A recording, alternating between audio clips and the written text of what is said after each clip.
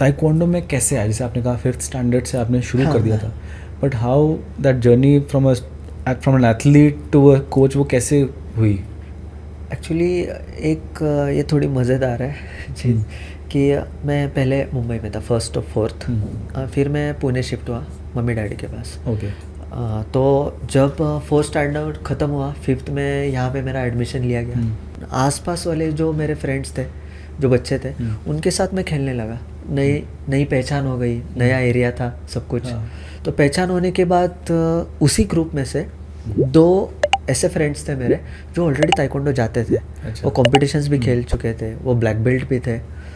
तो एक दिन ऐसे ही खेलते समय उन्होंने कहा कि आज खेलेंगे नहीं, आज हमारे साथ क्लास चल। तो वो क्लास में लेके गए मुझे शाम के टाइम पे। तो पहले दिन मैंने किया, दूसरा दिन भी किया। तो ऐसा हुआ कि थोड़ा सा जो मज़ा आने लगा, कुछ ना कुछ तो अलग हो रहा है। इस टाइम पे हम लोग वही फ्रेंड्स हैं, वही फ्रेंड के साथ वहीं पे मज़े कर रहे थे हम लोग। नया नया था मैं, कुछ डिफरेंट करने कुछ डिफरेंट, और क्लास में जाके टाइम पास ही कर रहे थे हम लोग, वो मजाक उड़ाना थोड़ा सा ये वो। तो एक ऐसा हुआ कि 1 हफ्ते तक मैंने कंटिन्यू किया, फिर थोड़ा बॉडी को पेन होने लगा। फिर ऐसा हुआ, थोड़ा सा ब्रेक लिया। फिर एक दिन क्या हुआ पता नहीं, मैं अकेला चला गया। तो लेकिन एक ऐसी भी चीज़ हुई कि मुझे जो किकिंग्स वगैरह वहाँ पे जो था उसमें इंटरेस्ट आने लगा था। तो फिर उन्होंने ताइक्वांडो छोड़ दिया पूरी तरह से, मेरे फ्रेंड्स ने। अच्छा, आपने ज्वाइन कर लिया और उन्होंने मैं, छोड़ दिया? हाँ, और मैंने कंसिस्टेंटली कर ली। फिर डिस्ट्रिक्ट मेडल, स्टेट, फिर नेशनल भी खेला। तो होने के बाद मतलब एक टाइम आया था, एक 7th 6th ख़त्म होने के बाद जब 7 में जा रहा, घर में थोड़ा सा मेडिकल इशू आ गया मेरी मॉम को लेके। वो बहुत सीरियस थी। फिर ऐसा हुआ ना कि घर पे देखने वाला कोई है नहीं। फिर मम्मा एडमिट है, पूरे 6 महीने हमने ऐसे ही निकाले। बहुत सीरियस इशू था वो। लेकिन फिर मैं मेरे मौसी के यहाँ पे गया रहने के लिए। फिर वहाँ से मैं जब स्कूल जाता था, जो हमारे अंकल थे जो हमें छोड़ते थे वहाँ से वैन से, तो फिर वो ट्रैवल करके आते थे मेरे एरिया से। अच्छा। तो फिर ऐसा होता था कि पूरा 1 घंटा लगता ही था सारे बच्चों को छोड़ते समय। तो ऐसा हुआ कि मैं उनको फिर रिक्वेस्ट किया कि मुझे आप क्लास पे छोड़ो, फिर आप पूरे ड्रॉप करते करते करते मुझे 1 घंटा हो जाएगा, अब मुझे आप पिक करके मुझे फिर से वहीं पे छोड़ दो मेरे घर पे। तो वो क्लास मैंने वैसे कंटिन्यू किया 5 मंथ्स तक। फिर सब रिकवरी हुआ। फिर मैं जब घर पे आया, फिर उसके बाद फिर से कंटिन्यू किया था मैंने। फिर 10th में फिर से ब्रेक हुआ।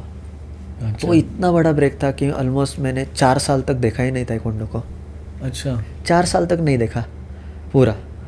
फिर अगेन ऐसा हुआ कि एक मेरे जब जिस एकेडमी में था वहाँ पे समर कैंप्स होते थे फन एक्टिविटीज़ को लेके, कुछ ट्रेनिंग कैंप्स। तो समर कैंप में ऐसे ही हमें बुलाया गया कि आ जाओ इस साल। तो फिर मैं जस्ट क्लास में गया तो मुझे भी बोला गया कि आप समर कैंप आ जाओ। तो फिर मैं समर कैंप चला गया।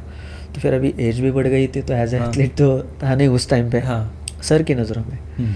तो फिर वहाँ पे ग्रुप्स रहते थे, बहुत सारे बच्चे, 40 बच्चे, तो 10-10 के 4 ग्रुप रहेंगे। ओके। तो मुझे एक ग्रुप मेरे हाथ में दे दिया और मुझे इंस्ट्रक्टर बना दिया। अच्छा। उस टाइम पे कि आपको ये ग्रुप हैंडल करना है पूरे कैंप में, उनकी प्रॉब्लम्स, उनके जो भी एक्टिविटीज़ ये आपको कंडक्ट करना है। कौन से स्टैंडर्ड में थे? मैं कॉलेज में, वो डिप्लोमा जस्ट स्टार्ट किया था। हाँ। तब आप। अच्छा। तो फिर वो समर कैंप मैंने सब अच्छे तरीके से पूरा कवर कर लिया जो भी था। फिर आने के बाद सर को थोड़ा अच्छा लगा, इसमें लीडरशिप है, अच्छे से बोल सकता है, मैनेजमेंट भी अच्छा है, पूरा कैंप भी इतना अच्छे से हैंडल किया। तो फिर मेरे क्लास जो मेरे हाथ में एक क्लास थमा दिया कि आज से, हाँ, फिर उसी दिन से एथलीट का पार्ट ख़त्म, एज अ कोच स्टार्ट हो गया। ओके। फिर पूरी जर्नी, जो ड्रीम था एक इंटरनेशनल के स्टेज पे मुझे जाना है एज अ एथलीट, वो पूरा ख़त्म ही हो गया उसी दिन से। ऑब्वियसली। क्योंकि ऐसा होता है कि अगर मेरे हाथ में क्लास दे दी गए तो मुझे चैनल पता ही नहीं है, क्योंकि आज बचपन से लेके आज तक तो जो भी चैनल है हमारा, जो हमारे सर है उनके थ्रू ही हम आगे जा सकते हैं। बिल्कुल। तो कुछ ऑप्शन ही नहीं था। खुद ही कोच बन गए तब आप क्या कर सकते हैं? क्या कर ही नहीं सकते, क्योंकि हमारे ऊपर एक हेड बैठा हुआ है, उसके थ्रू ही हमें कहीं पर भी जाना ही है। तो फिर क्लास लेने लगा, फिर रिजल्ट भी अच्छे आने लगे। डिस्ट्रिक्ट्स में मेडल्स आए मेरे स्टूडेंट्स के, स्टेट मेडल्स आया। फर्स्ट ईयर में ही नेशनल स्कूल गेम में भी मेडल आया। अच्छा। SGFI करके गवर्नमेंट का रहता है ये, उसमें भी मेडल आ गया। तो फिर मुझे लगा कि कुछ जो है एज ए एथलीट था, तो वो कुछ ना कहीं वो मेरे एथलीट्स के अंदर देख रहा हूँ मैं, मेरे बच्चों के अंदर जो जिनको सिखा रहा हूँ। फिर वहीं से जर्नी स्टार्ट हो गई। देन 2018 एंड 19 ये एक ऐसा ईयर था जो मेरे पूरे ताइक्वांडो की लाइफ को यूटर्न मार दिया उसने। मतलब जो एक बुक रहती है ना वो पूरी क्लोज कर देते हैं, वो ये टाइम था कि एक कंपटीशन थी। जैसे मैंने रैंकिंग कॉम्पिटिशन्स के बारे में बताया आपको हाँ थोड़ी देर पहले। तो वैसे ही एक इजराइल में रामोला में एक G1 कॉम्पिटिशन्स थी। तो वहाँ पे ऐसा था कि मेरे क्लास का ही एक एथलीट है, उसको लेके जाने वाला था। मैं बहुत इंटरेस्टेड था कि हमें भी इंटरनेशनल जाना चाहिए, बिल्कुल खेलना चाहिए, क्योंकि हर एक पेरेंट्स का ड्रीम होता है मेरा बच्चा इंडिया को रिप्रेजेंट करे। मैं एज अ कोच हूँ, मुझे भी इंटरनेशनल देखना है। बिल्कुल नहीं एज अ एथलीट तो एज अ कोच तो मैं दे सकता हूँ। फिर सारी इन्फॉर्मेशंस निकाली, पेपर वर्क के पीछे भागने लगा। लेकिन एक ऐसा होता है ना कि आप जहाँ पे काम कर रहे हो वहाँ हेड को पूछना पड़ता है, परमिशन लेनी पड़ती है, और उस चैनल में आपको एंटर करना है। तो फिर मैं परमिशंस के लिए गया कि मुझे ऐसे एक कंपटीशन है, मुझे वहाँ पे जाना है। जो आंसर मिला वो बहुत शॉकिंग था मेरे लिए कि जो भी रिस्पॉन्सिबिलिटी रहेगी ये तेरी खुद की रहेगी और वो पेरेंट्स की रहेगी। इसमें एकेडमिक का या फिर एकेडमी में किसी भी इंस्ट्रक्टर का कोई रोल नहीं रहेगा। जो भी तुझे करना है वो तू इंडिविजुअली कर, जैसे भी जाना है, क्या भी करना है। हम लोग तो खाली आपसे परमिशन मांग रहे थे, नॉट अ फाइनेंशियल हेल्प। बाकी कुछ भी नहीं था। बाकी तो सब सारा जो पेपर वर्क है, जो चैनल है, वो मैंने देख लिया था। कर रहे थे। हाँ, लेकिन एक ही था कि परमिशन तो लेना ही पड़ेगा। जो मेरे सर है, मतलब देखा गया तो मेरे ताइक्वांडो में वो मेरे फादर है। मैं आज भी उनको उतना ही रिस्पेक्ट देता हूँ। जब भी जाता हूँ मैं मैसेज भी करता हूँ उनको, गुरु पूर्णिमा ये सब। तो फिर उस दिन से वो एक पॉइंट मिला मुझे। फिर सेकंड अनदर एक रेफरी का सेमिनार था चाइना में। तो वहाँ पे एक ऐसा हुआ कि इंडिया से 10 लोग जा रहे थे और एक सीट उस टाइम पे ऐसी थी कि इंडिया का एक ऑब्जर्वर आएगा। तो इंडिया का ऑब्जर्वर के लिए मुझे एक लेटर मिला था। अच्छा। हाँ, उस टाइम पे इतने कम एज में कि इंडिया का ऑब्जर्वर करके आप आओगे इंडिया से इस टीम के साथ। मतलब एज आप पकड़ लो कि एक मैनेजर है, इन शॉर्ट आपको टीम लेके वहीं पे जानी है बस। तो उस टाइम पे भी मैंने परमिशन लिया। तो थोड़ा सा होता है कि एज क्या है, ये कहाँ पे पहुँच रहा है। लोगों को ये प्रॉब्लम होने लग जाती है कि इतना छोटा है, इसको लेटर आ रहा है, खुद कैसे आ रहा है, बुला रहे हैं। सबसे बड़ी दिक्कत ये कैसे आ रहा है वहाँ से, ये सबसे बड़ी दिक्कत हो गई। उसी टाइम पे भी फिर निगेटिव। तो फिर मैंने किया कि चलो 3-4 बार मैंने पूछा, अलग अलग अपॉर्चुनिटीज़ आ रही है मेरे पास। अगर मेरे पास वो कैपेबिलिटीज़ है, मेरे बच्चों में भी है, मुझे प्लेटफॉर्म मिल रहा दिख रहा है, हाँ, तो मैं वहाँ पे जाऊँगा। बिल्कुल। तो वहाँ पे ऐसा है कि पेरेंट्स मुझे देख रहे हैं, बाकी जो मेरे सर है वो तो सेकंड पार्ट आ गए। बिल्कुल। तो ऐसा है ना कि पेरेंट्स अगर मेरे पास देख रहे हैं कुछ है तो वो मेरे से ही एक्सपेक्ट करेंगे इस चीज़ों के लिए कि अगर मेरे बच्चों को अगर आगे भेजना है तो वो आएंगे मेरे पास ही। आपके भरोसे बेसिकली हाँ, बच्चों को भेज रहे हैं। उन्होंने एडमिशन लिया मेरे से, exactly, not from my head. So ऐसा था कि कुछ जो फिर 1-2 और चीज़ें आई थी लेकिन नहीं हो रहा है वो। फिर उस टाइम पे जो जैसे मैंने एकेडमी स्टार्ट कर दी, फिर पेरेंट्स से बहुत अच्छा सपोर्ट मिला। जो भी मेरे साथ मेरे एकेडमी में थे, मेरे क्लास में, वो एक भी एडमिशन कम नहीं हुआ। वो सब आपकी एकेडमी में, सब मेरे पास ही रहे, क्योंकि उनका और मेरा रिलेशन ही ऐसा हुआ था फ्रेंडली। तो सब मेरे पास रहे उस टाइम पे। फिर 19 में एक कंपटीशन भी आया था, पुणे में ही हुआ था, बालेवाड़ी में। उस टाइम में बेस्ट टीम कोच अवार्ड उस टाइम पे मिला मुझे, वो भी उसी टाइम पे सबके सामने। तो वो भी एक दिक्कत आ गई, छोड़ा भी है एकेडमी, जस्ट छोड़ा है, एक दिन हुआ है और सेकेंड डे पे ये आ गया। अच्छा। हाँ, फिर 2020 में भी नेशनल्स में 6 मेडल आए मेरे, जो इंडिया ताइक्वांडो ने ऑर्गेनाइज किया था उस टाइम पे। फिर ऑनलाइन कॉम्पिटिशन्स आई थी, उसमें भी हमने बहुत अच्छे तरीके से रिजल्ट लाए। फिर तो कोविड आ गया।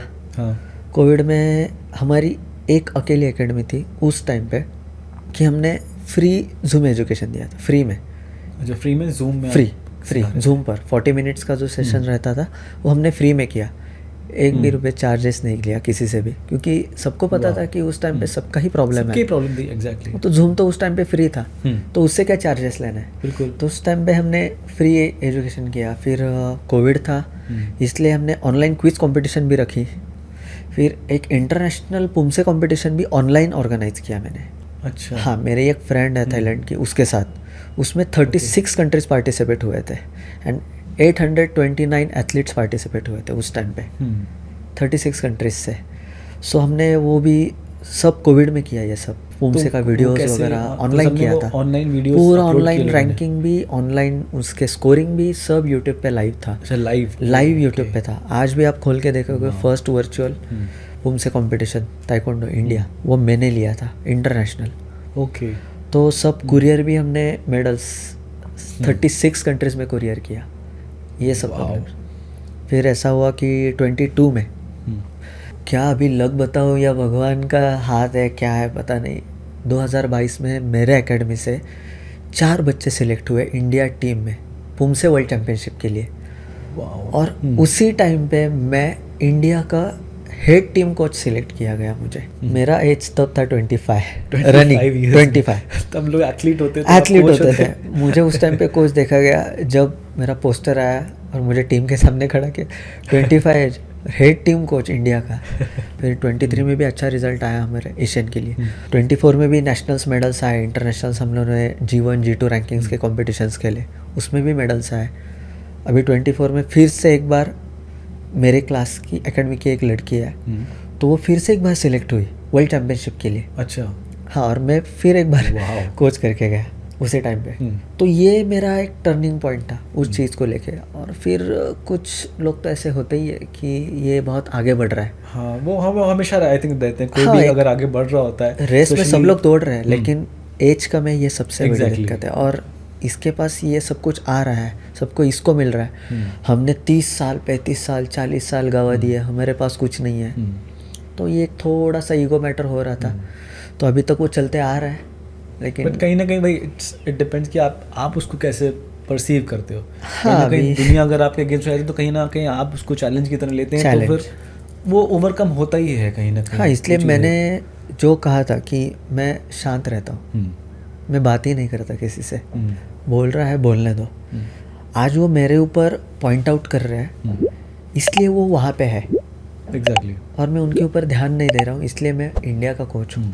और ये अपॉर्चुनिटी मिली है, जो हमारे प्रेसिडेंट है नामदेव सर, उन्होंने मुझे दिया हुआ है। ये बहुत बार कुछ ना कुछ ऐसे कुछ चीज़ें हुई है, उनके पास गई है, लेकिन उनका जो भरोसा है मेरे ऊपर वो बहुत अच्छा है। इसलिए रिजल्ट्स जो दिखा रिजल्ट रहे हैं भी दे तो रहा हूँ, उनके साथ काम भी वैसे ट्रांसपेरेंसी से हम लोग कर रहे हैं।